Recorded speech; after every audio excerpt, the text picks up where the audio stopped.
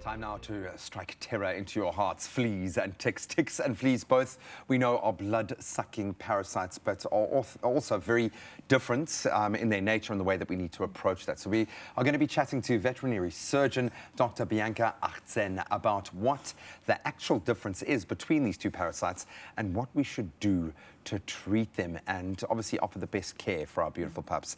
Bianca, thank you so much for joining us. It's really a pleasure. So let's start with essentially what are the differences between fleas and ticks? So both of them are insects, basically, and as you say, they are blood-sucking insects, but there are two different genuses of insect. So in the same way that dogs and cats are different types of mammals, ticks and fleas, different types of insects. At the end of the day, for practical differentiation within the home, if you suspect your cat or your dog has got ticks and fleas, try and see if you can find them and catch them. Now, fleas will be the tiny, tiny little ones. They're the ones that tend to jump and they run incredibly fast in between the fur. And they can jump incredibly far as well. They can. Some people often won't even see them. They may suspect that the animal has them, but they can't find the actual fleas on them. Where they tend to sit is at the base of the tail and the perineum, which is underneath the tail around the genital organs. That's generally where they sit. If you're not finding the fleas themselves, you might find the flea dirt. It's basically flea poo at the end of the day. Droppings, yeah. Exactly. So that is tiny little granules. You'll find them at the base of the hairs. The way to differentiate them from, say, for example, soil, because they look very similar, is you dust some off, put it on a damp tissue, and you'll see them dissolving out onto the tissue. So ticks, by comparison, also can be tiny before they've taken a blood meal. After they've eaten, they can swell up. The largest ones can get up to the size of a baked bean, so really they can get quite big. They are much slower moving than fleas, so you'll catch them a lot more easily, and they tend to sit in between the toes and also in the ears. If we look at the pets themselves, are any particular animals, or when we look at mainly our dogs and cats, are predisposed to a particular kind?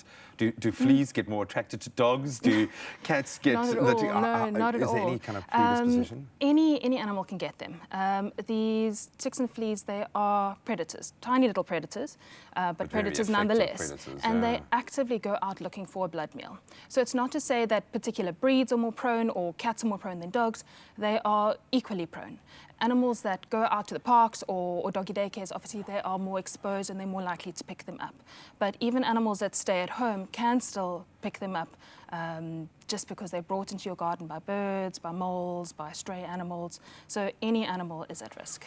We know, obviously, you're taking your dog out for walks in the veldt during a particular time of year. Maybe that can kind of push on the tick side. Can you get flea infestations in your home? Oh, absolutely, yes. Wow. Yes, you can do. So there, the most important thing is the fleas you see on your animal represent 10% of the total flea population. So the flea will jump onto the animal, take a blood meal, jump off and lay its eggs.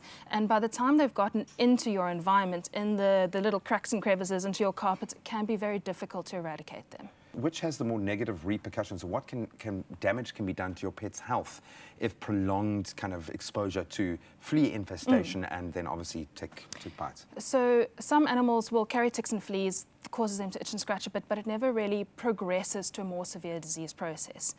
If the ticks obviously carry a particular parasite, the tick bite fever parasite, then they can induce disease, but not all ticks will carry them. Okay. Not all animals are allergic to fleas. Kind of like a malaria vibe, yeah, cool. But not all animals are allergic to fleas, but many are. So different animals will be affected differently based on how prone as an individual they are, really. Most important question, how do we address, first of all, fleas? So both ticks and fleas you tend to actually address together at the end of the day. Oh, wow, okay. So there are plenty of products on the market to help you address ticks and fleas within your home. So most people will use basically a tick and flea remedy that they apply to the pet itself. Now those come as dips, powders, tablets, the spot-on formulations that you put on the back of the neck, they come as collars. So there's a wide variety out there for you to choose from. You go with what suits you best at the end of the day.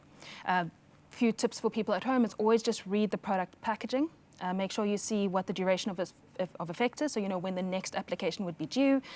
Check to see if there are any restrictions in terms of the age. So for example, puppies less than 12 weeks old and kittens less than 12 weeks can't have certain products applied to them.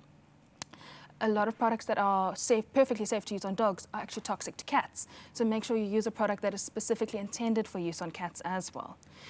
You can treat the environment to an extent. There are powders available, aerosol sprays available that you can use for spot applications in certain areas. So for example, in your dog's kennel, or if there's a particular Those area hot zones, yeah, yeah. exactly. That you practically can't treat your whole garden, but certain areas you can treat the environment in that sense. This affects a huge amount of people.